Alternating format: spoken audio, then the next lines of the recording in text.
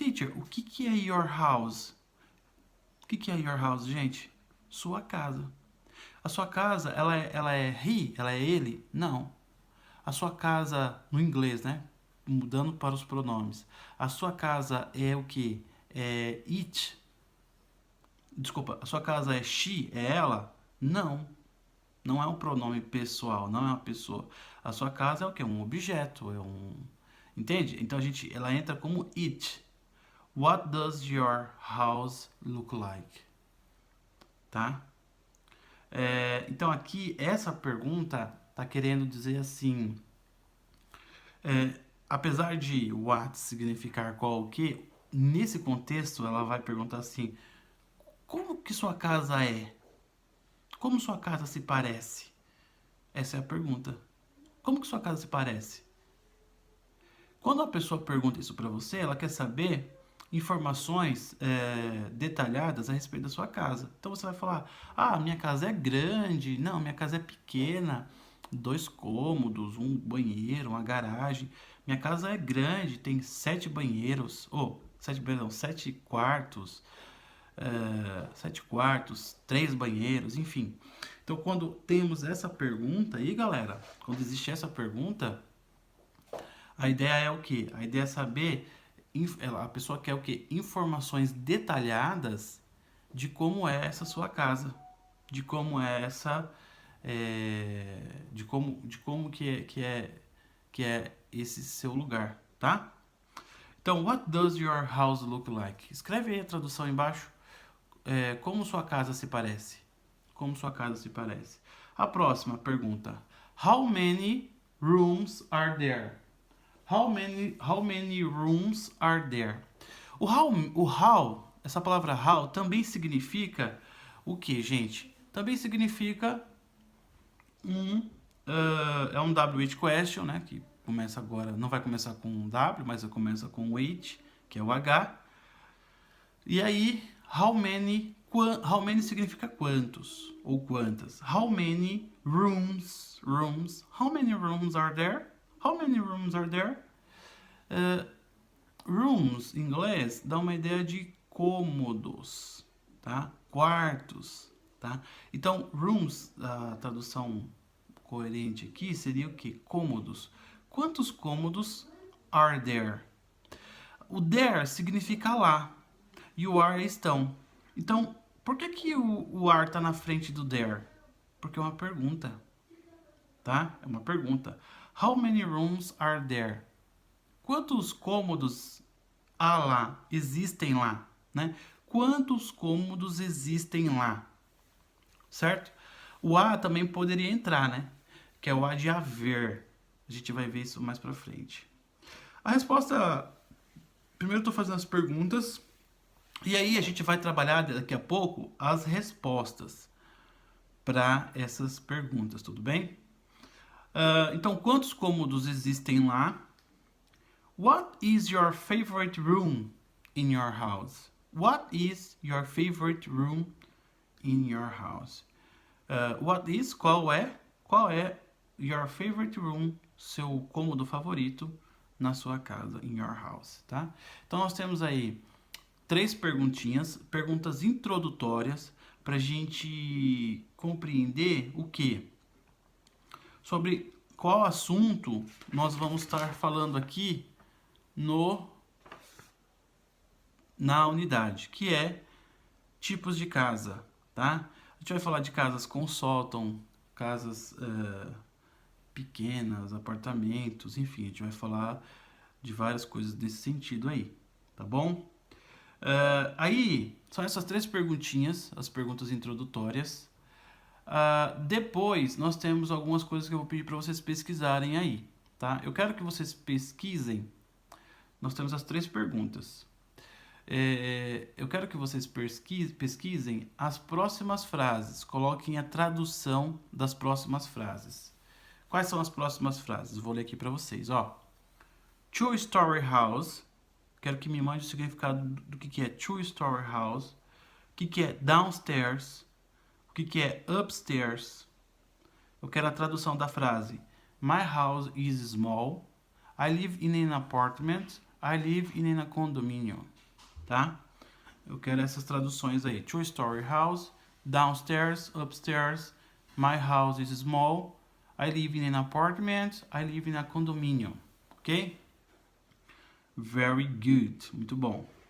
E também, do lado direito, eu gostaria dessa tradução aí, já estou passando para vocês o homework, tá?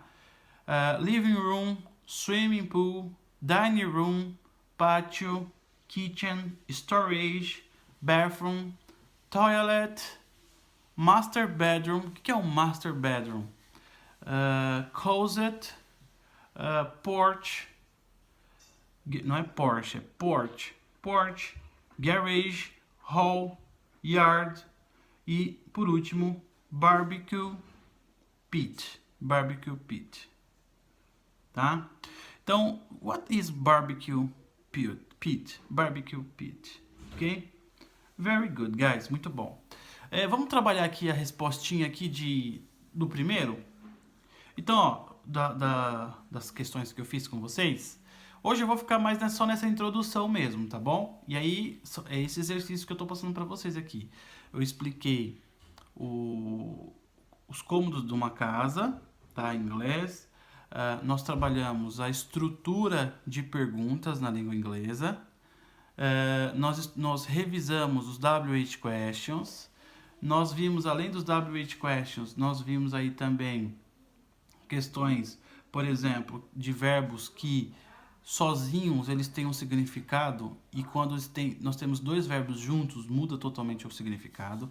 Mais pra frente, quando vocês aprenderem inglês, vocês vão ver que isso é algo assim absolutamente normal. Isso acontece todo momento, quase toda frase no inglês existe isso, que são os famosos e temidos phrasal verbs, tá?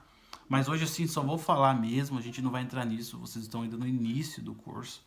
Então não tem por que eu ficar falando ainda de phrasal verb aqui, tá? Bom, então, assim, a gente viu essas questões, e aí como é que a gente responde isso aí, né? Por exemplo, what does your house look like?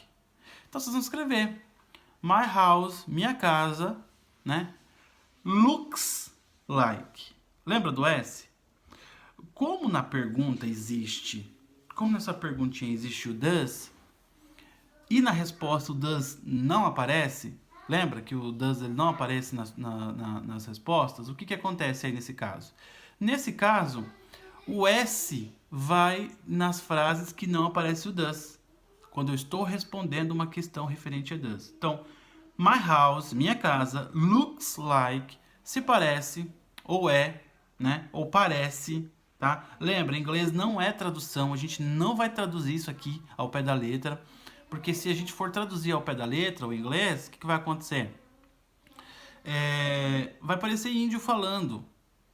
Lembra, você está aprendendo um idioma diferente, é uma outra cultura, é um outro olhar para o mundo, certo? Apesar de nós termos, assim, questões...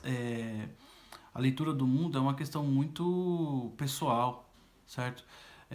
Cultura, valores, isso muda de povos para povos, de pessoas para pessoas, de lugares, entende? Então, assim, são questões, assim, muito pessoais, tá? Então, ó, what does your house look like? My house, minha casa, looks, L-O-O-K-S, looks like. Minha casa se parece big,